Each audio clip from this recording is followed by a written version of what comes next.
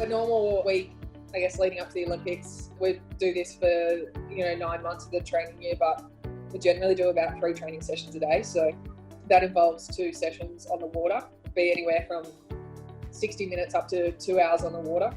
And then we do a fair bit of gym, so strength and power is important in our sport. So we're in the gym 3 times a week. We also do some cross training, so we do some bike riding and also running.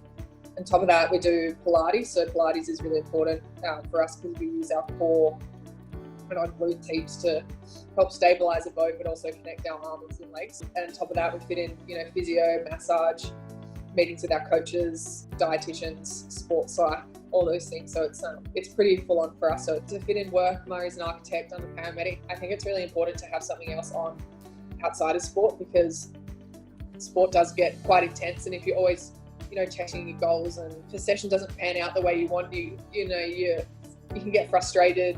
So it's nice to have that something to switch off to. So I think that's what's helped me and Murray. We're both in our early 30s. It's helped us, keep in the sport for a long time because we've had different goals outside of our sport. And I think it takes the pressure off you a little bit because you don't put as much pressure on yourself in sport because, you can see what's on the outside world, and you're pushing your goals on the outside as well. So our focus shifts different times a year and going into and out of competitions. So at the moment, both Jo and I are working as much as we can to be able to take periods of time off later where we need to be more focused on sports. To think that you'll find one pattern that'll work the entire time, that's not the case. Like for the boys leading into exams, I would suggest if you can take a back, give your sport might take a backward step at that stage, but that's okay because at other times, you're full focus on your sport rather than your studies or your work. And I think we both found quite a good balance, and for me that balance with architecture allows me to not just judge myself by one thing. So